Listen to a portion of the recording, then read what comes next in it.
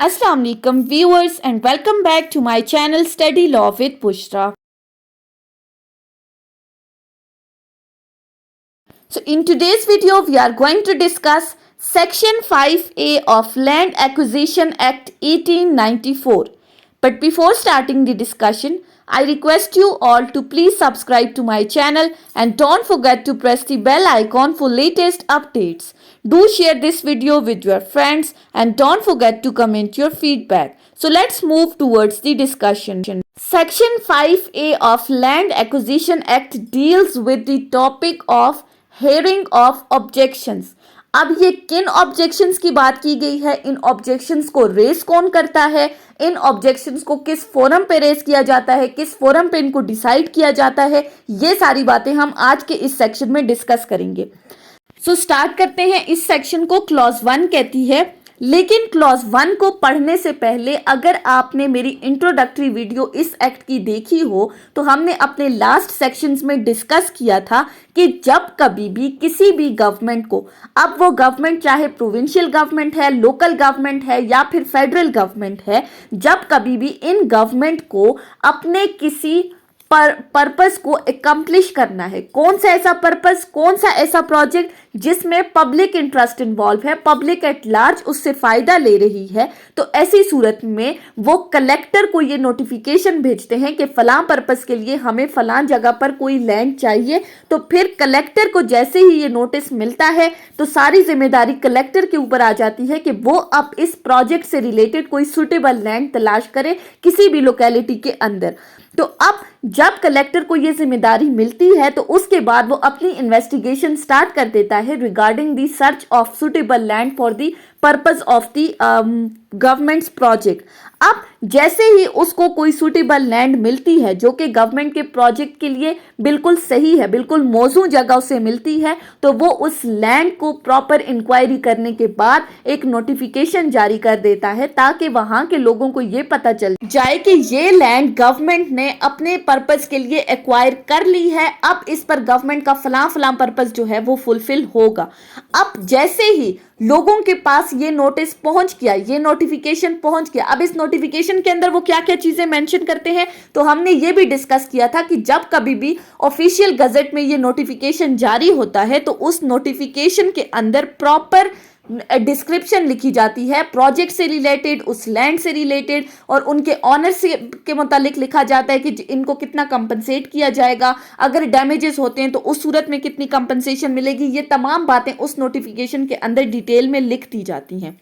अब जब ये नोटिफिकेशन शाया हो गया, लोगों को पता चल गया कि गवर्नमेंट ये लैंड एक्वायर कर रही है, अब इस सूरत में इस दौरान अगर किसी बंदे को इस लैंड से रिलेटेड किसी भी तरह की कोई ऑब्जेक्शन है, उनको एतराज है गवर्नमेंट के लैंड एक्वायर करने पर, तो वो क्या करेंगे, वो अपनी ऑब्जेक्शंस किस तरह से रेस करेंगे, ये सेक्शन 5A का टॉपिक है। ये सेक्शन 5A बात कर रहा है ऑब्जेक्शंस के बारे में। अब ये जो ऑब्जेक्शंस हैं ये किसी भी तरह की हो सकती हैं, उस लैंड के रकबे से रिलेटेड, उसके रेट से रिलेटेड, इंडिविजुअली भी आप कर सकते हैं और कलेक्टिवली भी ऑब्जेक्शंस रेस की जा सकती हैं, इनफरादी तौर पर भी और मजमूई तौर पर भी।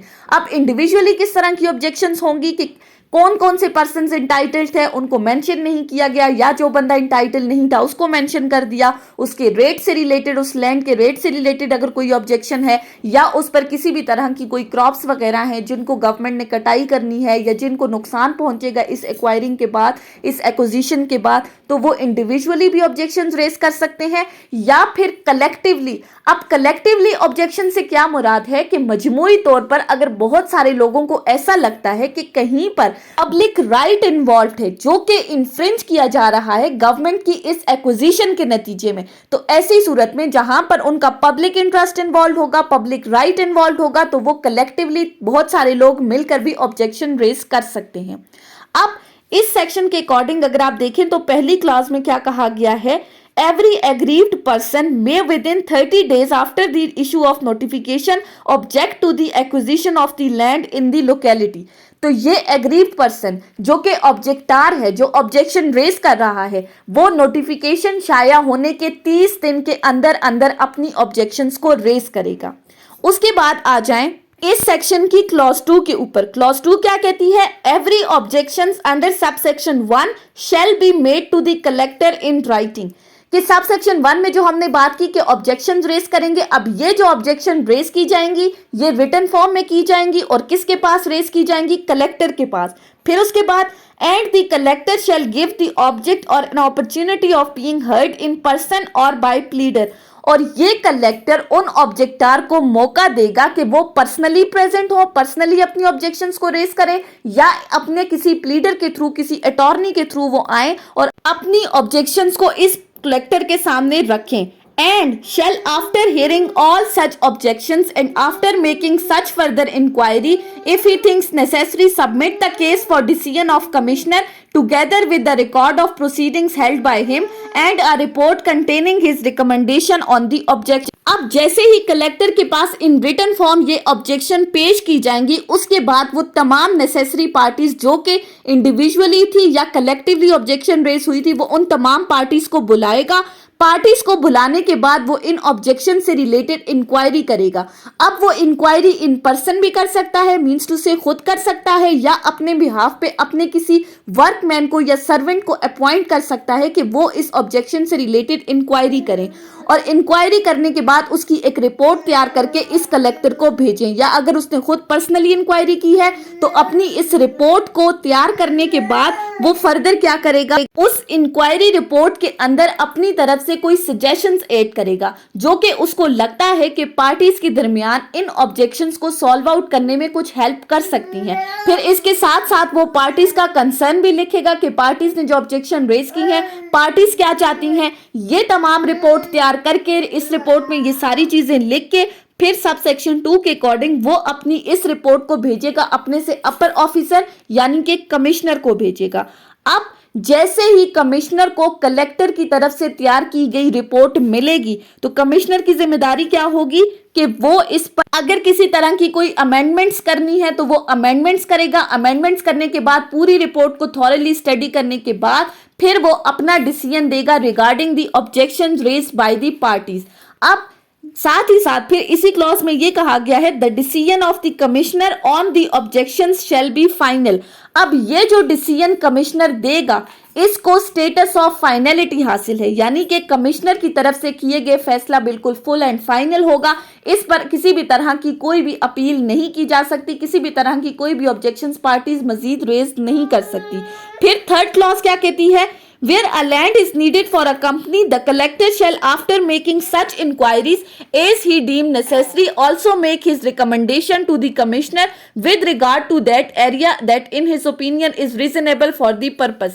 अब इस थर्ड क्लॉज में कहा गया है कि अगर तो कलेक्टर अपनी तरफ से कोई तजावीज देना चाहता है, किसी तरह की कोई रिकमेंडेशंस देना चाहता है जो कि हेल्प आउट कर सकती हैं कमिश्नर को in solving the objections raised by the parties, तो ऐसी सूरत में वो रिकमेंडेशंस उस रिपोर्ट के अंदर लिख देगा। अगर तो उसकी वो रिकमेंडेशंस कमिश्नर को पसंद आ जाती हैं तो वो उनके अकॉर्डिंग डिसीजन देता है, लेकिन अगर नहीं पसंद आती तो फिर वो अपने हिसाब से डिसीजन देगा। सो सिंपली अगर हम सेक्शन 5A को देखें तो प्रिसाइसली सेक्शन 5A कहता है कि सबसे पहली बात, अगर तो गवर्नमेंट को अपने किसी प्रोजेक्ट को एकम्प्लिश करने के लिए किसी जमीन की जरूरत है तो अगर उनको कोई सुटेबल जमीन मिल जाती है तो वो उस जमीन को एक्वायर करने के बाद अपने ऑफिशियल गजट में इस चीज को नोटिफाई कर देते हैं।